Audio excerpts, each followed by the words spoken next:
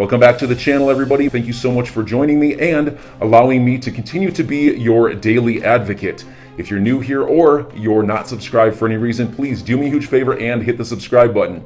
Thank you to all of you who have been watching and following me for so long. It truly means a lot, and I'm glad that I can be this person. BondCrypt XRP posting this: leading partners of Ripple, UBS Group AG, a Swiss multinational investment bank and financial services firm that serves in over 50 countries. Okay, let's also make note of this. Credit Suisse cites Ripple as an example technology for banks to cut costs and increase revenue in payments. That was back in August 2016. And so here's the news today with regards to both UBS and Credit Suisse. They are making further progress in emergency plans, considering now that we're seeing inflation. What is the contingency if certain things occur? So let me read you guys this. UBS and Credit Suisse have made further progress in how they would stabilize and restructure themselves in a financial crisis, Swiss financing dog FINMA said on Thursday. Big Swiss banks must demonstrate how they would right themselves in the event of an emergency, or how they can be restructured or liquidated without obstacles while maintaining their systemically important functions in Switzerland. Note that term there, guys, liquidated. Because if this is a financial crisis and if their customers all of a sudden want to take their money out of the bank, well, there's got to be a process in order to liquidate and to be able to fund them. So what are they saying here? FINMA sees further progress in the global resolvability of the large Swiss banks, Credit Suisse and UBS. The watchdog said in a statement, they significantly reduced obstacles to the implementation of the resolution strategy. FINMA also approved the recovery plans of both large banks again. FINMA also continues to view the Swiss emergency plans of Credit Suisse and UBS as effective. Resolvability means creating the conditions for successfully restructuring a systemically important bank in a crisis, or allowing it to exit the market by way of bankruptcy without jeopardizing financial stability. So that's the other thing. If the crap hits the fan, they need an exit strategy, and so by liquidating their assets, there needs to be a smooth transition. And this is all part and parcel of what we're seeing coming down the pipe with this new financial system. I mean, it all comes back to liquidity, being able to transfer value, because in this uncertain time, I think less and less people are going to be parking their money in a bank. I think more people are realizing hard assets, precious metals, and of course cryptocurrencies are going to be the way out of this, are going to be the way that they weather the storm. So that's interesting, and also interesting that they are both Ripple partners, and that these two Swiss banks specifically, are talking about a liquidation strategy. So I wanted to thank BondCrypt XRP for posting that. Also saw this, guys, from Dennis Porter breaking: U.S. energy giant Exxon, yes, the gasoline company, begins mining Bitcoin with excess gas and plans to expand to multiple states. So what does this mean? ExxonMobil is considering leveraging Bitcoin mining to make even greater profits from excess oil production.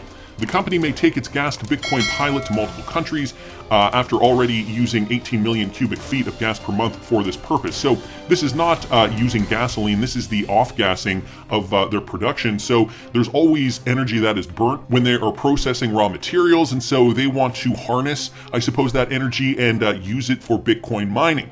As reported by Bloomberg, Exxon is currently burning excess natural gas from North Dakota oil wells that would otherwise be burnt off or flared due to pipeline shortage. The company takes gas from an oil pad. Okay, so it just kind of gives you guys a little bit of how they do it. The project launched back in January of 2021 and was expanded further in July of last year. Now America's largest oil producer is planning to expand operations to Alaska, Nigeria, Argentina, Guyana, and Germany.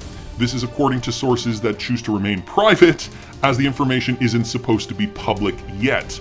So isn't that interesting? ExxonMobil Gas looking to all of a sudden break out of their typical revenue stream, which is gas production, and move towards Bitcoin mining using that excess energy. I think that this is a great example of now where we are seeing big companies, mega corporations go, because they realize a new energy revolution is coming. And so they don't want to be left out in the cold. They want to maintain their business practice. And so what they're doing essentially is what a lot of people do when they see that the crap might hit the fan: diversify, diversify, diversify. So, and it is interesting that they're also diversifying into Bitcoin, of all things. Using that excess gas to mine Bitcoin. Interesting news there from Dennis Porter. And speaking of cryptocurrencies, we are seeing this more and more in the United States. This coming from Michael at Val 5 Links. The governor of Colorado, Jared Polis, announced in February that the state government plans to allow residents to pay taxes in cryptocurrency as early as the summer of 2022. And so I'm not sure if I talked about Colorado specifically. I think I may have. This was announced last month. To some experts, the move is both legitimizing of the crypto asset class that was expected to come in due time. In an interview, Polis said crypto holders in Colorado could have the option of sending tax payments in digital currency, with the state converting the funds back into fiat as soon as the payments were received through an unnamed intermediary. So they're not stating what the intermediary is. However, we know the US has a great solution for converting anything of value, really to any other thing of value, using RippleNet's XRP to source that liquidity. They're not stating how they're going to do it, but Polis added that after the rollout this summer, the state would accept cryptocurrency payments for things as simple as driver's license or hunting licenses within a few months. The governor said that at the time he was not all that concerned about the potential volatility of cryptocurrencies like Bitcoin, given the state does not plan on holding the coins for long. So they are going to be doing that classic thing that Brad Garlinghouse says XRP solves for because it is so quick, because it can settle in about 3 to 4 seconds. You are not actually exposed to that volatility. And so, I guess at the end of the day, it's going to be up to Colorado, the state government, whether they decide to utilize DLT technology or the XRPL to settle almost instantly. So yeah, that was introduced last month, but we are seeing advancements in this, likely to be a thing in the coming months. So if any of you guys are from Colorado and you hear more about this, I would like to know. Please DM me if you guys are on Twitter or anywhere else in the US for that matter. If your state accepts cryptocurrency to pay for taxes or anything else, I want to hear about the updates because it seems like this is happening on a state-by-state basis and not every state is there yet. However, I think it's only a matter of time. The crypto market is only growing, like I mentioned in this morning's video. Market cap back up over $2 trillion, and some are projecting that we could see this increase tenfold over the next decade.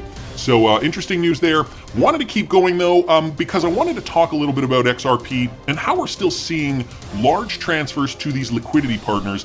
This one in particular brought up by XRP Crypto Wolf, 30 million XRP transferred from an unknown wallet to Bitso, which we know is a confirmed XRP liquidity partner, and another one here, 22.3 million XRP transferred from Bitso to an unknown wallet. So we're obviously seeing large quantities of XRP being utilized for some transfers through this liquidity partner. Now, it could be a private trade, but chances are they're utilizing this XRP for liquidity. All right, and these are just two. These come out all the time. We see large quantities of XRP running through these partner exchanges. We know the Liquidity Hub, which was announced just in November, that is also getting off the ground. So likely we will see more XRP liquidity flowing very, very soon. Which brings me to this, guys, from Martin Volk, Ripple and XRP News, digital currencies could get a boost from the international crisis. So there's also that. Not only did we have to contend with a pandemic, but now we are dealing with something else. A conflict between Russia and the Ukraine, which has caused, for whatever reason, gas prices in the Western world to go up. In the United States and in Canada, we are also seeing gas prices rise. Even though we don't technically use Russian oil, I could understand maybe for Europe, they are, I think, one of the largest importers of Russian oil. But why are we seeing this? Maybe that's a topic for another video. I guess the fact of the matter remains. Inflation, gasoline, you go to the grocery store and your food is more expensive. And so what's our way out of this? Well, guess who's chimed in on this? BlackRock CEO Larry Fink. BlackRock CEO believes the current crisis, added with growing inflation, would lead to the formation of a global digital payment network. Okay, this is coming from BlackRock, one of the two biggest investment management companies on planet Earth, them and Vanguard. And okay, so here we go. Larry Fink, the CEO of the world's largest asset management company, BlackRock, believes the ongoing Russia-Ukraine crisis has boosted the case for digital currencies as a tool for settlement for international transactions. In a letter to shareholders, Fink noted that the ongoing war could force nations to reassess their currency dependencies, which eventually would make way for a global digital payment network. Interesting. Is this the same global payment network that we've been talking about for years now? He said the war has put an end to the globalization forces at work for the past 30 years. Fink's observations about a boost in the digital currency market is quite spot on. as trade sanctions on Russia have already led many countries that import oil and gas from there to look for alternative payment networks beyond centralized SWIFT. India is reportedly developing a direct INR payment gateway to buy energy supplies, while discussion about a digital payment network is also on the rise. And guys, here's a quote: "A global digital payment system thoughtfully designed can enhance the settlement of international transactions while reducing the risk of money laundering and corruption." So, I mean, whether it is India and China's system or, the one that Russia and China have agreed to work on, it's all going to have to be interoperable, and we know the XRPL, we know RippleNet, they have purposely integrated their DLT platform to be interoperable with all of these different platforms. So SWIFT, for example, they're interoperable with SWIFT, and they are likely going to be interoperable with all these other platforms globally. Remember, the ISO 20022 standard. This is what the world is going to be going on, and that process has started. I believe it started this year, and the final goal is to be fully integrated worldwide by the year 2025. According to rumors, Ripple partnered the clearinghouses in talks with Wells Fargo to develop a SWIFT alternative. So here's something else that I should mention from Esoteric XRP. Huge XRP news earlier, I posted a video about a guy who revealed that Wells Fargo has been training on a SWIFT replacement. Now I got an online service agreement update from Wells Fargo talking about real-time payments by clearinghouse, a Ripple partner. So I did report on this a couple of weeks ago, or last week I believe it was. Russia local Bitcoin trading volume has also registered a spike in March. So people are realizing, guys, and just as I was saying at the top of the video, moving from traditional fiat currencies into cryptocurrency, I think is going to become more and more mainstream in the latter half of this year, 2022 and into 2023. So enjoy your day, everybody. I'm always here for you. Leave any comments or questions below, and be sure to subscribe. But thanks, everybody. I really appreciate you. Enjoy your day, and I always have your back. So thanks so much, everybody.